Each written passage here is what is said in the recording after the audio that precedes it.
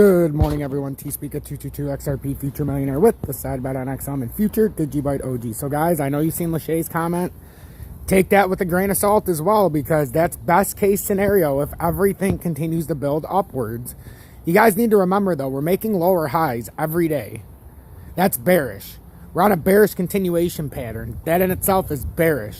We're on a bearish cross. That's bearish. We fell below the support level that would make us bearish. We have work to do to not be bearish. This is a descending pattern, a descending triangle. I find it very hard to believe that we're going to bounce all the way up to $1.40. Just based on what I'm seeing, we don't have enough structure. We would need a significant, and I mean significant, boost in volume to get that high. What we need to do right now is take it step by step. Do we get to 78 cents? To me, Bitcoin has a meeting with 36,000, then a straight collapse down to 28, 26, 20. Bitcoin's going 30, 20, 10. Whether you go 30 to 40 and then back down, I don't know. Because that would be the top end, 38,000. I still think it's more likely we could get up to 36, we flush out the top, and then we pull down. If we even get there. But I'm telling you guys, this pattern is manipulated. This is all manipulated. And you know as well as I do, guys, within a 24-hour, 48-hour period, we always double bottom in crypto for the most part. When we fall straight down on a crash to support, we could technically say we double bottomed and revisited it yesterday, which technically, but we never closed. We never closed the daily. We never closed the day below that support level. If we would have closed at 52 cents, then went up, okay, that's a different story, because then we could have went up and double bottom.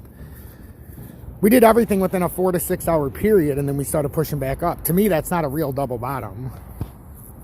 A real double bottom would cross the 78 cent support, break down back to 52, hold that up, and then re-push up.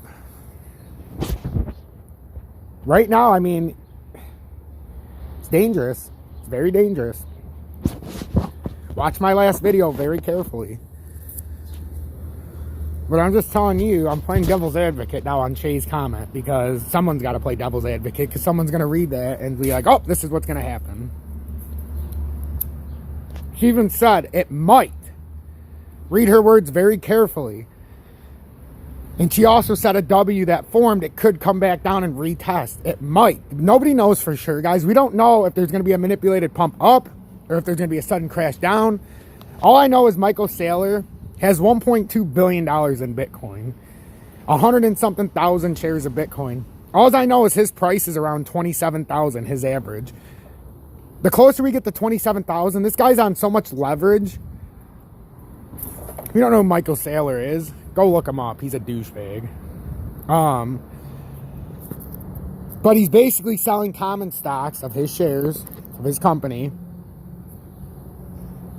And he's putting it into Bitcoin after he fleeces his people in his stock to buy worthless shares, overvalued.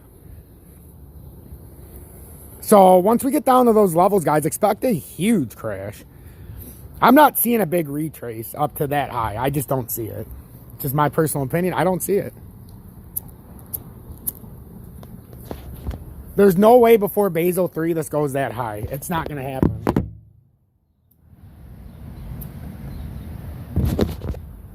This is going to be a case where the charts say one thing and we're going to be like, what the fuck? Where the fuck did all that selling volume come from? There's little warning signs within this entire pattern that every level is bearish when we get back down here. Could we push way up? Sure, we could. That's why I came out earlier and said, hey, this is the possibility. And I appreciate Lachey confirming what I was saying, that it is a possibility, because it is. But anything more than a possibility, we don't know. We're at this heavy resistance, mid-resistance line at 65, and we're getting hammered right now by it.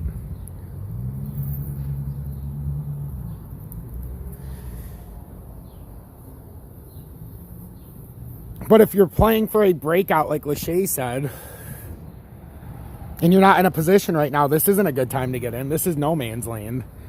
You might as well see if it bounces down, regather support at 58, or falls further through.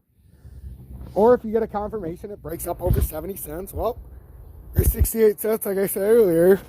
Where that white line is, if it breaks that with some support, then we know we're finishing off the cup and handle at a minimum 78 to 80 cents. There's your next chance for a swing trade. Or wait for it to retrace and bounce off 58 cents. There's another spot if it decides to hold support. But these are heavily traded areas. This could very well be fishing out the rest of the volume and then tank. You can't dismiss that W we're on. So at the end of this pattern, we're coming below that. I don't make the rules. That's pattern recognition. That's knowing what the pattern is showing.